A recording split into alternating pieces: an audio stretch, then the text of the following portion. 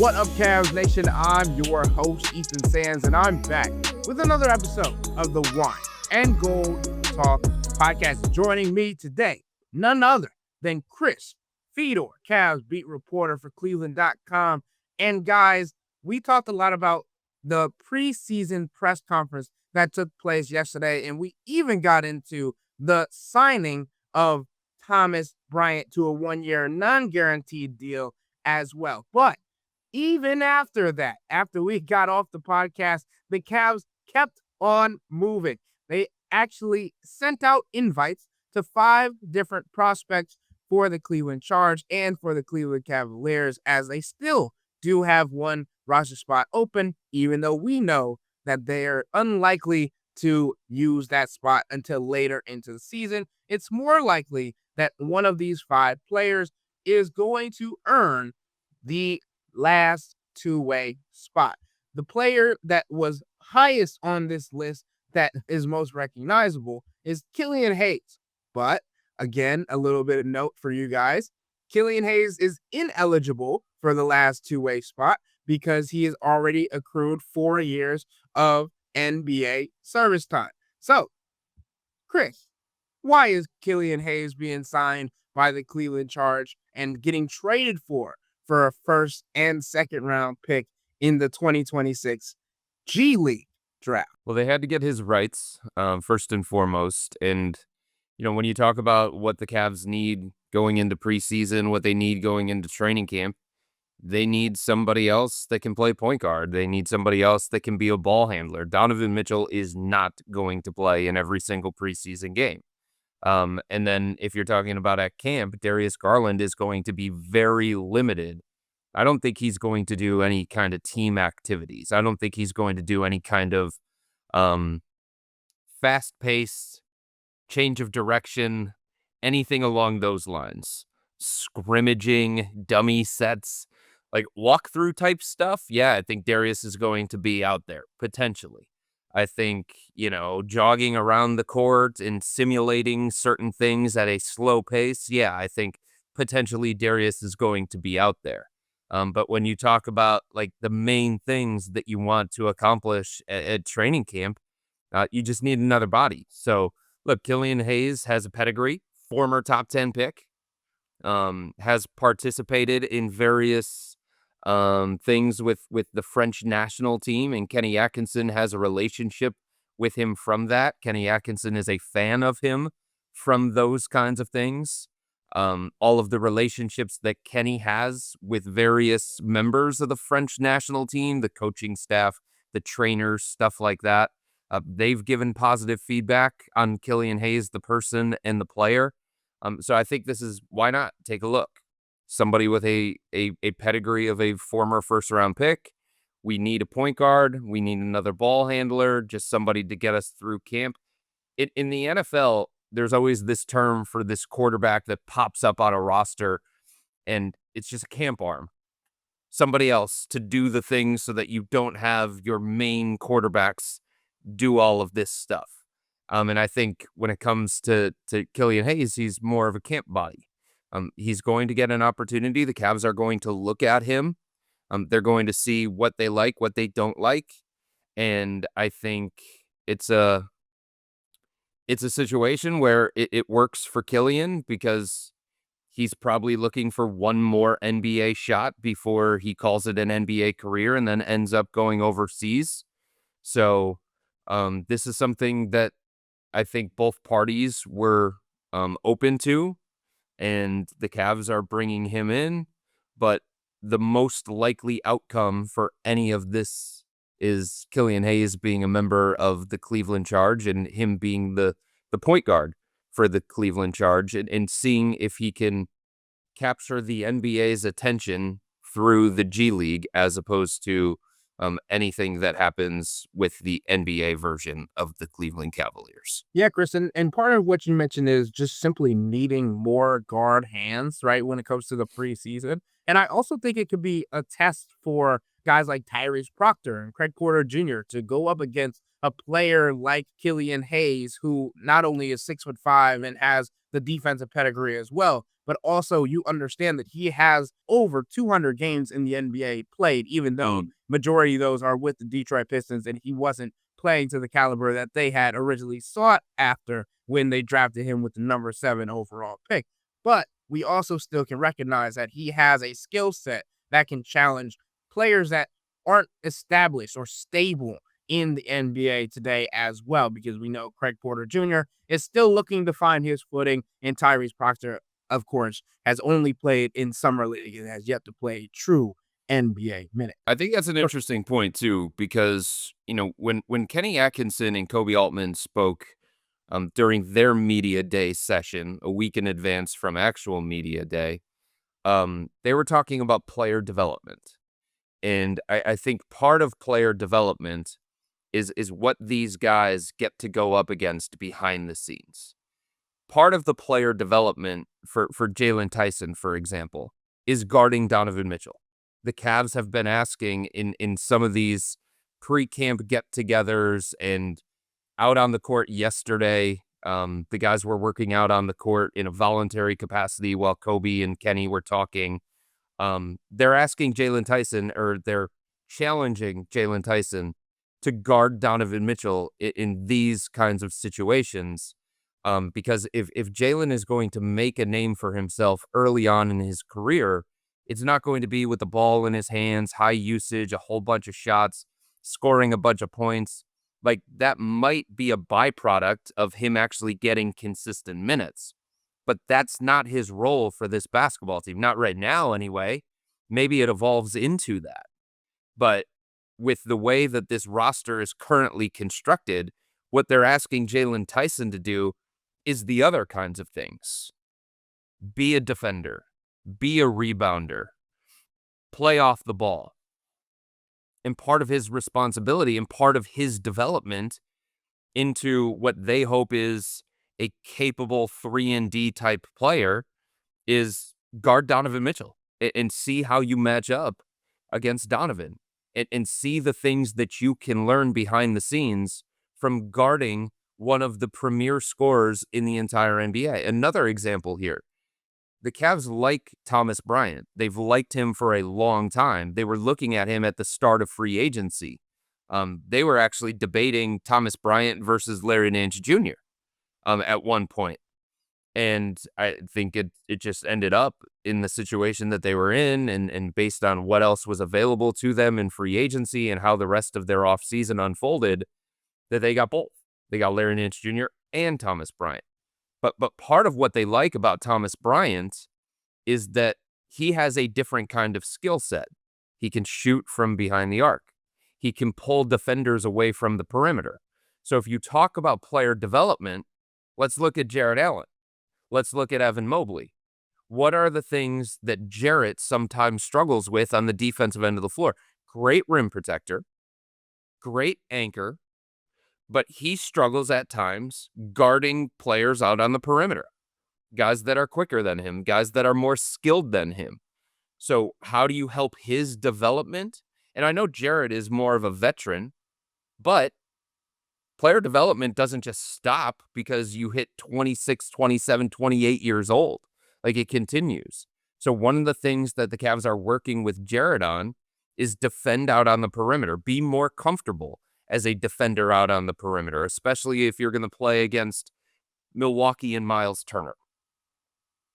Or in this case, Thomas Bryant is here on your roster, and in some of these pickup games, in some of these scrimmages, in some of these practices, now you have Jarrett being forced to go out to the perimeter and see if he can guard somebody with the skill set of Thomas Bryant. So, when it comes to decisions that organizations make, there are so many different layers to them, but I think it's a good point with Killian Hayes. Killian Hayes is somebody who, historically picks up 94 feet away, pressures the ball. Now you have some of your primary ball handlers, Craig Porter Jr., Sam Merrill to a degree, Donovan Mitchell, in these practices behind the scenes. Killian Hayes is probably the guy who the Cavs are going to say, hey, go pick up whoever it is 94 feet. pester the heck out of those guys to try and get them used to, playing against pressure, playing against elite on-ball defenders, playing against pesky dudes who are nuisances. Part of Kyrie Irving's development way back in the day was Matthew Dellavedova was this plucky, undrafted dude who was just getting under the skin of Kyrie Irving. And Kyrie's looking at it, he's like, who the hell is this dude? Like, this guy's relentless, this guy's annoying, this guy's pesky. But, in some ways, I don't know to what degree, but in some ways, it helped Kyrie Irving's development, having to go against that every single day. And maybe Killian Hayes has that kind of effect for Craig Porter Jr. or Sam Merrill. Sam Merrill's going to get more on-ball opportunities. Sam Merrill's going to get more opportunities to maybe dribble the ball up the floor. Sam Merrill might get more ball handling opportunities. Okay, see how you handle it against somebody like Killian Hayes, who's long, athletic, and can be a pesky type defender. Utah State, Sam Merrill's coming back, Chris. We hope to see. He's been telling everybody, Ethan, whether it's members of the media, his teammates, or his coaches, I'm a point guard. I have some point guard in my past. Don't overlook that. Without a doubt. Without a doubt. And I wrote about that from a couple of years ago, actually, at this point. But yeah, Sam Merrill having the ball in his hand, it would not be surprising to me, especially with the lack of ball handling and wanting to get Donovan Mitchell off the ball as much as possible, especially as he'll be the de facto point guard anyway. But I also want to get into the other 4 players that received invitations from the Cavs to training camp for next week at IMG Academy.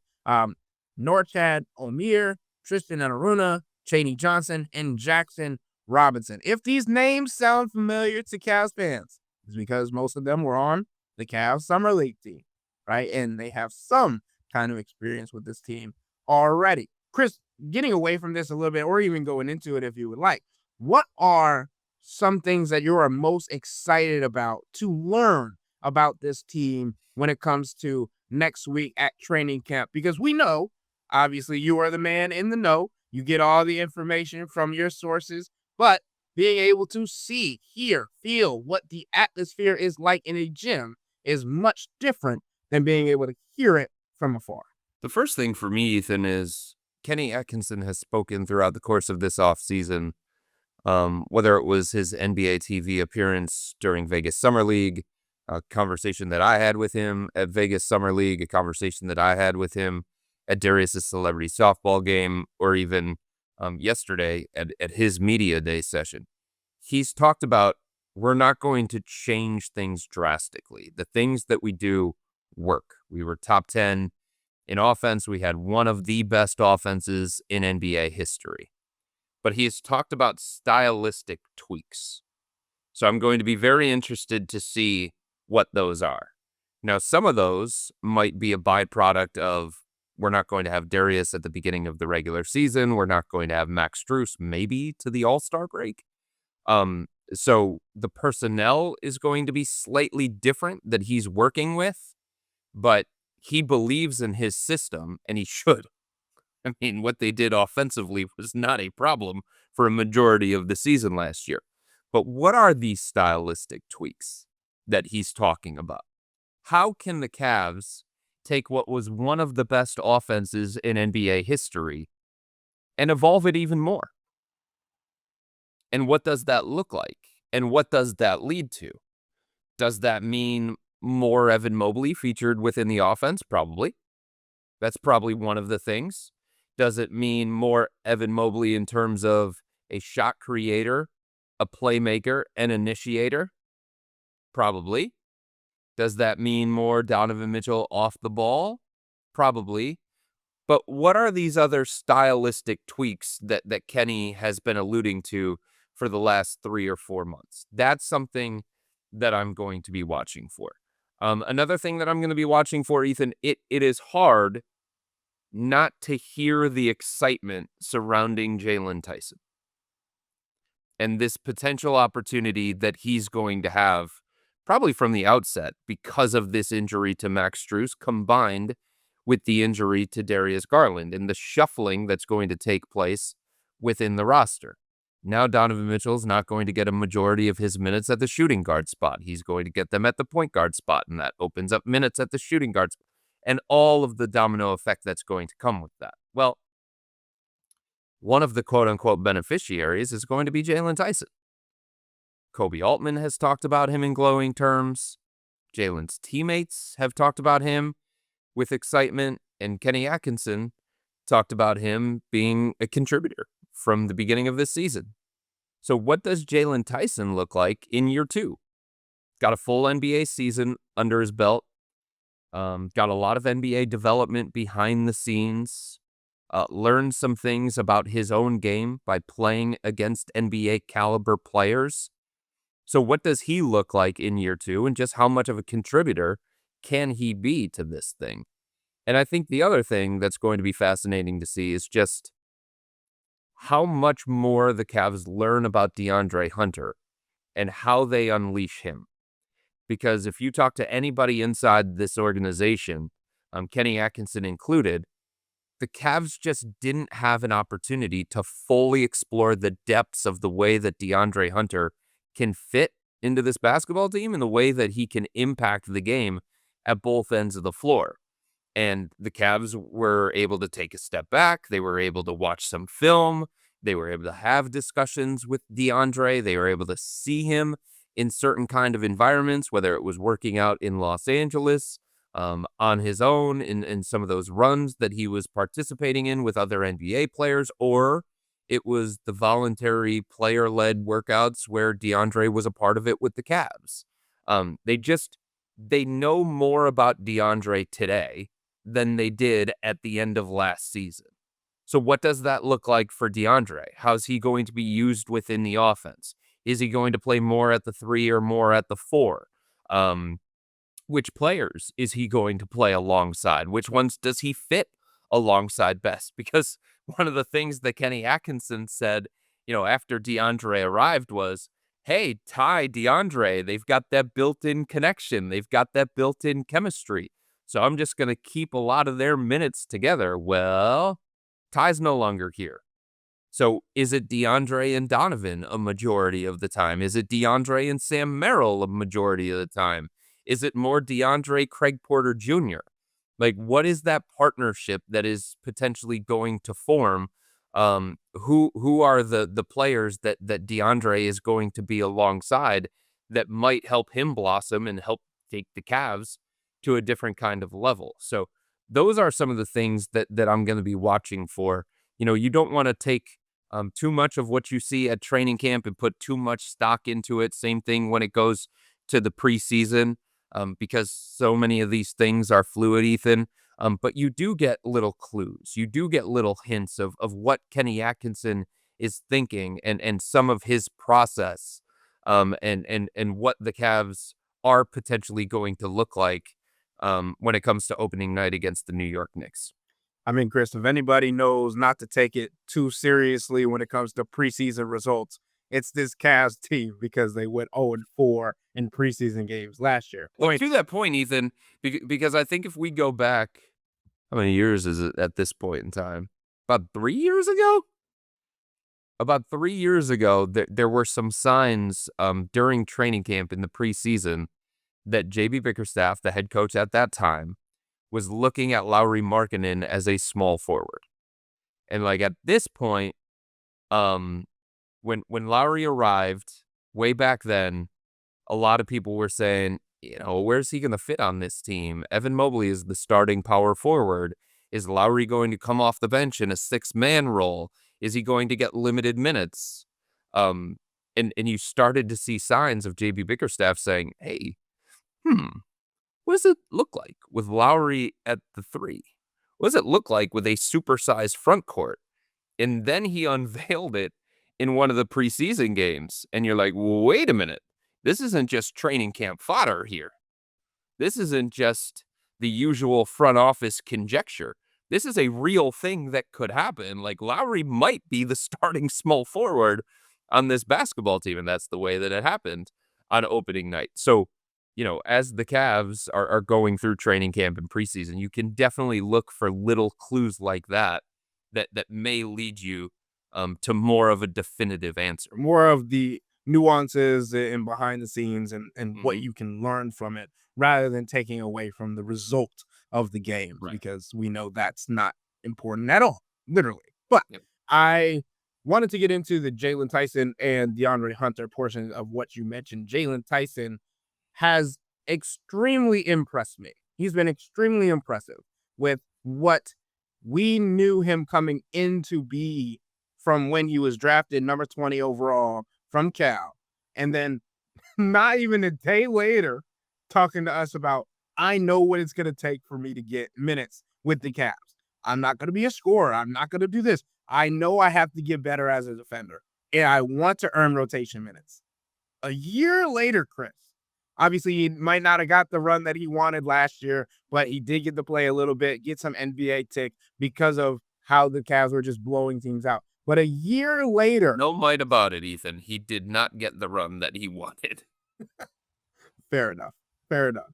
But a year later, he is legitimately one of the most interesting pieces on this team for the 2025-2026 season. And I would say that would have been the case even if Max Strus and Darius Garland were here, because you didn't know how he was going to mesh into the rotation pieces while after losing Ty Jerome, Isaac Okoro, all these things. And Jaylen Tyson, to me, his work ethic, as we talked about at length, is one of his biggest strengths. And I think Jimmy said it best the other day. It is a skill, and not everybody has it. But for him to be able to be in year two, still be young, still be hungry, and understanding his role is huge for the development and the maturity aspect of this team. I know he's not a leader per se, but to have somebody of his age and of his stature on this team, and him already be knowing and willing to do all of the right things to get where he wants, where he believes the Cavs need to be, I think that sets good precedent for not only the other players behind him, but also for the people in front of him. Like, well, the rookie's doing it, or not a rookie anymore. The second-year player's doing it. Why can't I? Why is he setting a better example than I am? But I don't necessarily know that's how some of the Cavs players are thinking about it. That's just how I'm thinking about it when it comes to Jaylen Tyson and what he's going to bring. I'm very curious to see how his shot has improved over the summer, because I know he's been in the gym working on it. And for me, that's the make or break for him, because if his shot got a little quicker, if he's not just doing the wrist action on the catch and shoot, I think this is a player that can make an impact this year, especially if the defense is as good as we've been hearing it is. It's faster, it's smoother. His outside shot, it was clear that it's something that he has worked on with the Cavs coaches.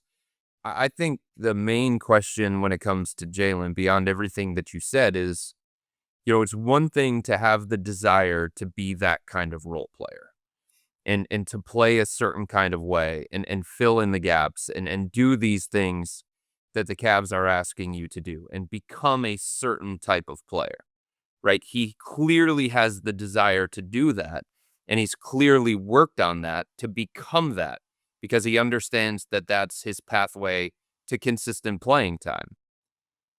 It's one thing to say all those things, and it's one thing to have that kind of desire. It's another thing to be effective in that kind of role. So the question becomes, can somebody who throughout the majority of his college career, when he actually got his opportunity, somebody who had the ball in his hands consistently, somebody who was scoring around 20 points per game, somebody who is used to a certain kind of usage and a certain kind of shot profile. Can somebody like that in just year two in the NBA change that mentality and be effective doing the little things? Because not everybody can.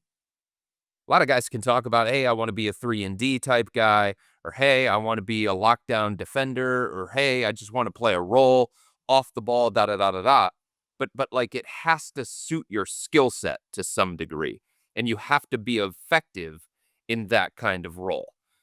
Dean Wade, years ago, he decided, like, I've got to become a defender. Like, they don't need me to score. They don't need me to shoot as much. I've got to do these little things. I've got to rebound, and I've got to do everything that I can do behind the scenes to become, what is my niche? I've got to become a lockdown defender. I've got to become a capable plus defender. And he did. And credit to him. But initially, a lot of people inside the organization and his teammates were like, no. Like, that's not Dean Wade, defender? Like, no. What? Are you serious? That's not going to happen. He doesn't have the skill set for that. He doesn't have the physical traits for that. Turned out he did. So the question with Jaylen Tyson is, okay, you've got the desire to do that, and that's great. And you've made the commitment to become that for this team, and that's great as well. But can you actually do it? Because as a rookie, he was not a great defender. You know, on the ball, he could be tough, he could be physical, he's got the NBA body, he could theoretically stay in front of guys, but off the ball, he got lost. In zone concepts, he got lost too. So I commend him for wanting to become all of these things that the Cavs have kind of asked him to become. But at the end of the day, like, he's got to show that he does have the skill set to be those kinds of things. And that's something that I'm going to watch for sure with him. And then getting into the last thing, DeAndre Hunter. I mean, Chris, Kenny Hackinson came right out and was raving about his summer with DeAndre Hunter because he even had to correct himself. He said, I spent a lot of time with DeAndre Hunter this summer. And he also said that you can make the argument that DeAndre Hunter has been the best player for the Cavs this offseason. And as you mentioned Ty Jerome a little bit earlier, I do think it is ironic that Ty Jerome has passed the MVP of September torch over to DeAndre Hunter. But the other part about this is Kobe Altman saying that they didn't realize how multifaceted DeAndre Hunter was offensively, right? And that in turn was because of they didn't have enough time to practice. I think they had one practice with him before the playoffs and did not have the opportunity to ingratiate him into an offensive scheme. It was more so get him the ball, let him do what he knows how to do, and get out of the way.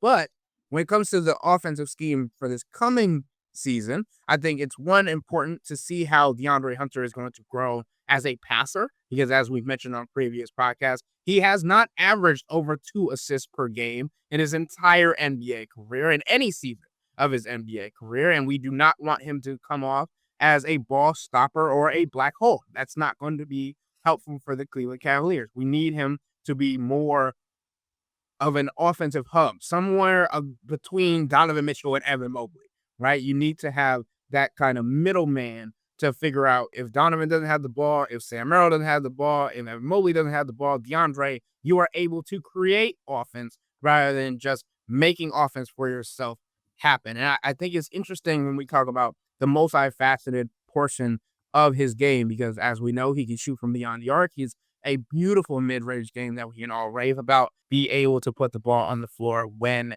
is called upon. So I think it'll be interesting to see how the Cavs use him in offensive sets and offensive schemes and what that looks like when it comes to wing to corner, elbows to corner, all of these different things, and where he'll be set up and what kind of plays they're going to run. Because as you mentioned earlier, Chris, they have sat down and not only watched film, but also had conversations about what is necessary for him to feel most comfortable and also for the Cavs to have the most success. I think DeAndre Hunter, outside of Evan Mobley, was the most intricate piece to this team for this coming season, and Kenny Atkinson took that to heart when it comes to this summer.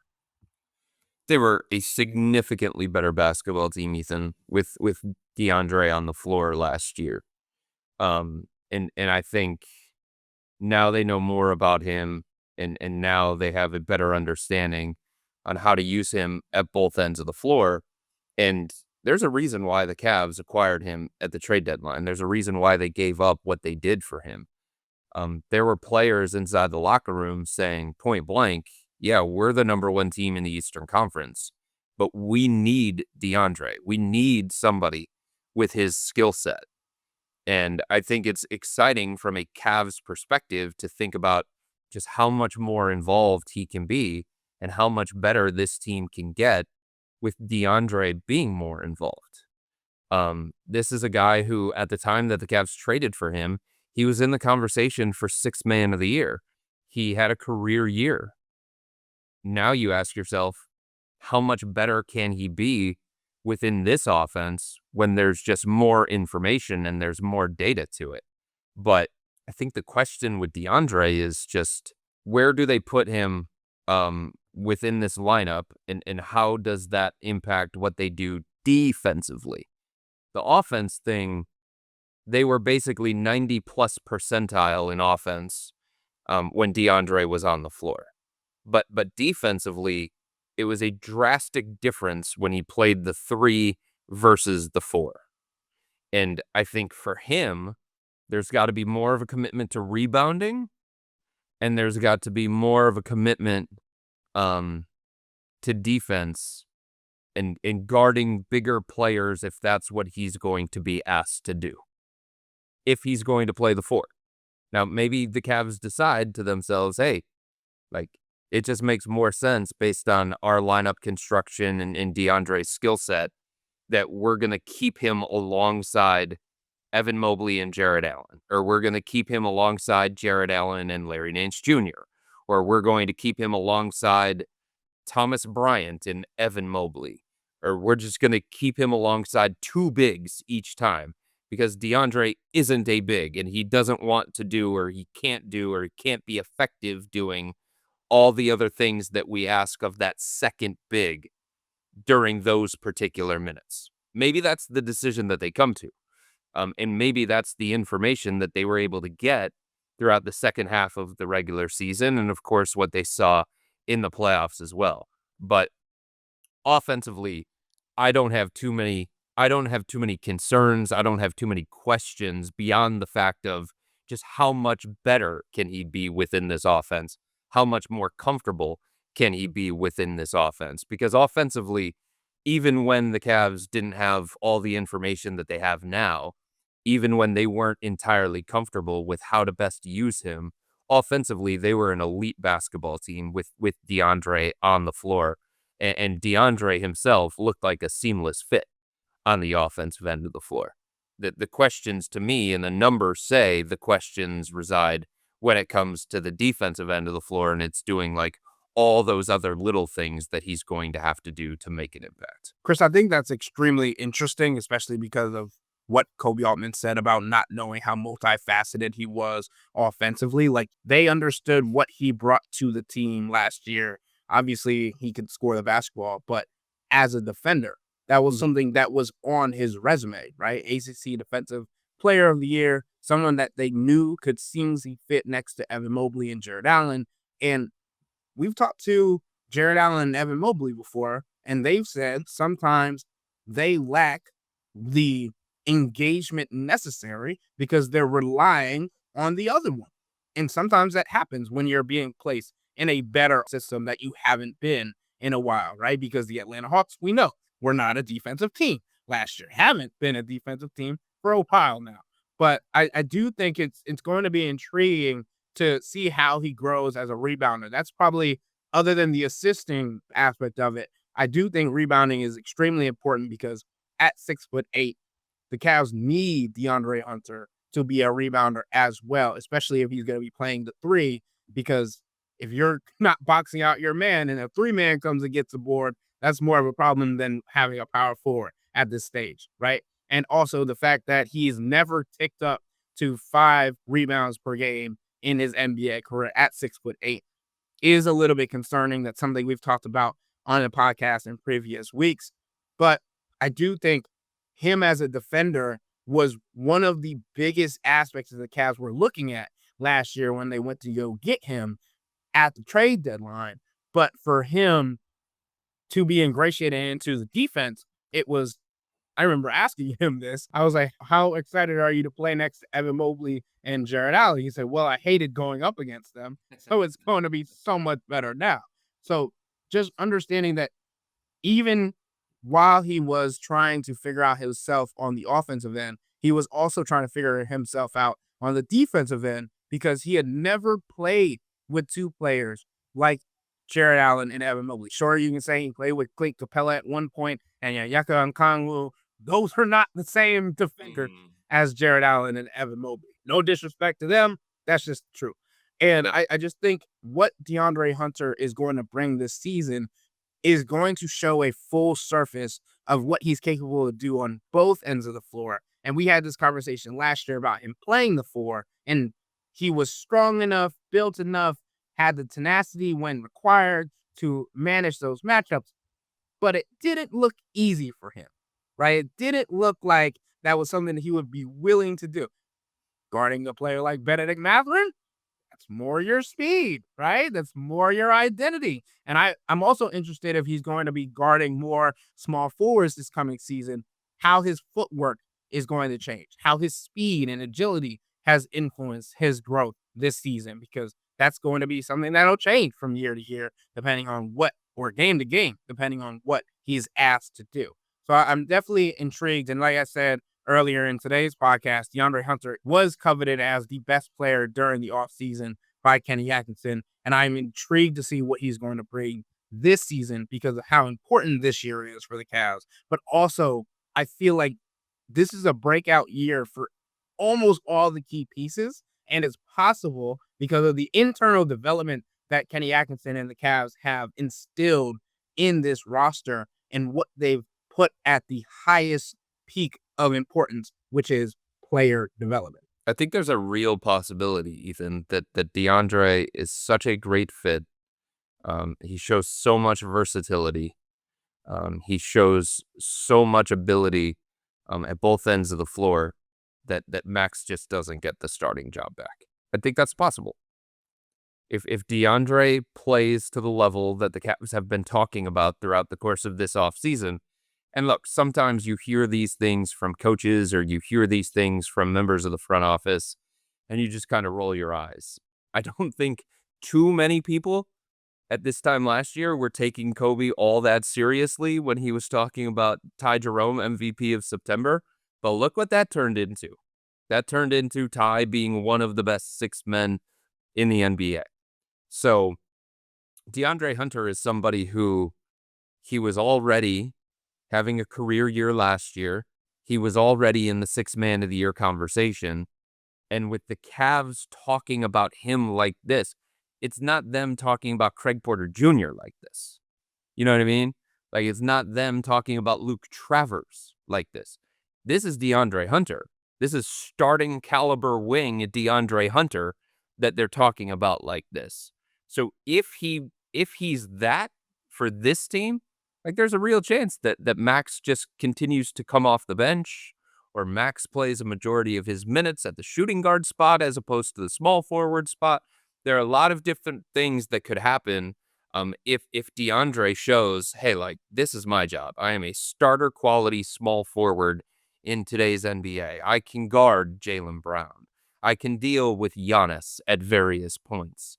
I can give you 15 to 18 on a nightly basis. I can shoot it 37 to 41% from three-point range. Like, I can fit alongside Evan Mobley and Jared Allen. I can fit alongside Donovan Mitchell.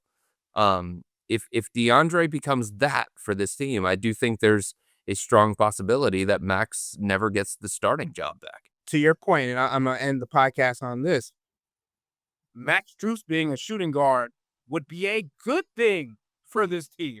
It will be a very, very, very good thing for this team when it comes to the defensive element of the game, right? Because we know Max Strus' primary position is a shooting guard because he, although has the tenacity, the hunger, the grit to guard small forwards, kind of similar to the situation with DeAndre Hunter and power forwards, he is not a small forward.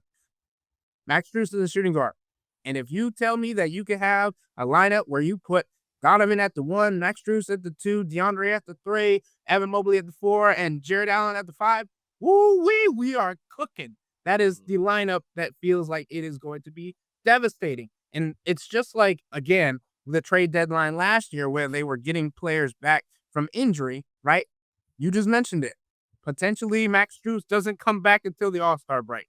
Well, he'll be here for the trade deadline, and it'll be like we're making an acquisition off the market, right? So I just think this is a perfect opportunity for DeAndre Hunter to take the time to get ingratiated into the starting lineup, to get comfortable with it, and then also to dominate it because you understand what he is capable of. And we talked about the importance of him playing alongside the core four.